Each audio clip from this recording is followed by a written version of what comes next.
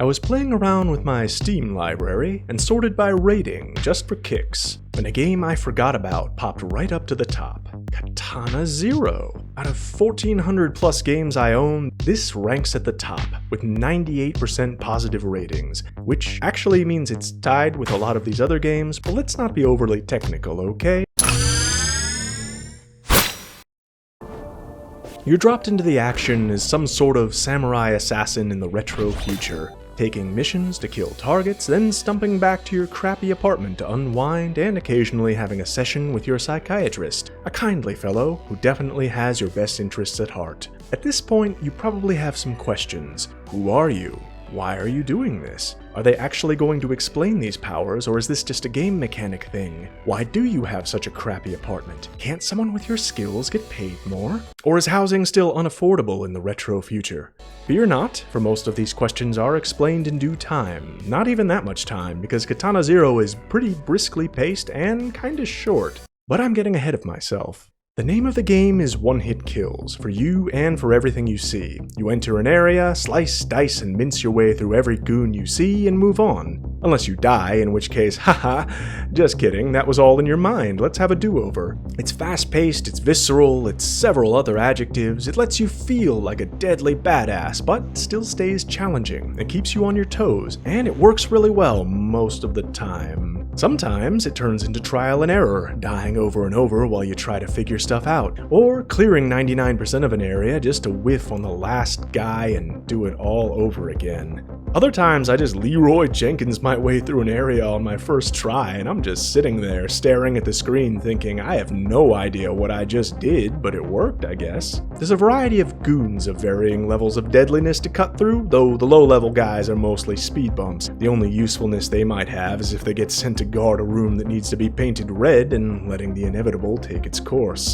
I feel especially bad for these goons that don't even have weapons, but you have to admire the confidence. You just know this guy was mouthing off to his friends the night before. Yeah, I know the guy we're up against is a samurai super soldier who can deflect bullets and control time, but I could take him. He might have wiped out a whole SWAT team without breaking a sweat, but he's never been in a room with me.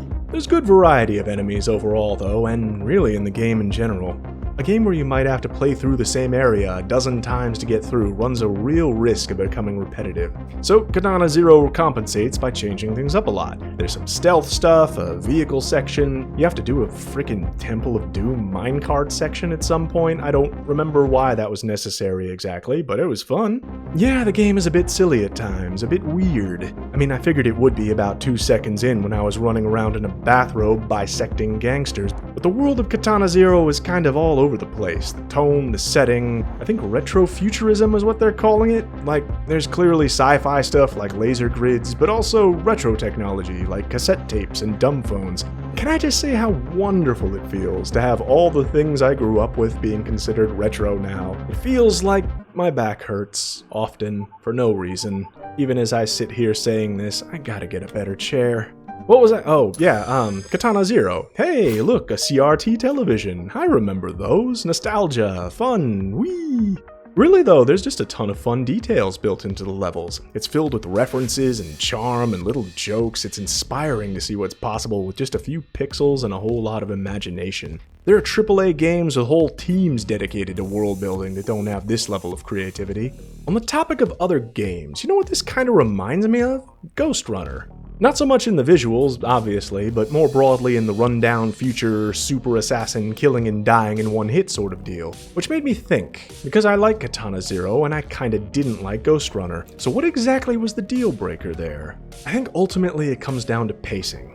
See, dying in one hit can get frustrating pretty fast if you hit a tricky spot. You can easily hit the threshold that makes you want to quit, so there's gotta be something to keep you going. Story, intrigue, wanting to see the next area, something. And Ghost Runner was just a bit too stingy with that. Katana Zero, on the other hand, keeps it fresh, keeps the story moving. Maybe some new plot twist happens, maybe you get a motorcycle now, it's not padded out with filler, which is also why it's kinda short. But is it though?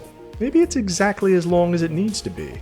The story wraps up nicely, and the gameplay probably couldn't be extended much further. There's only so fast you can possibly expect someone's reflexes to be before they'd need to be able to bend time in real life. There's only so big you can make an area before it gets to be a chore. Some of those late missions where you have to kill like 20 guys had me grinding my teeth. Still, I really like this game. I can see why it's so popular. Is it popular? I hope so. I try to make videos about games people know. It's hard to tell.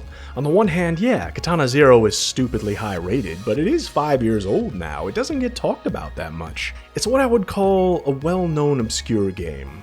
Sadly, it is an indie game with pixel art, which means there's a substantial chunk of gamers who will skip over it at a glance and never give it the time of day.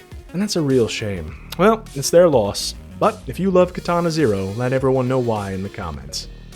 Well, this video's done. Why not watch another one?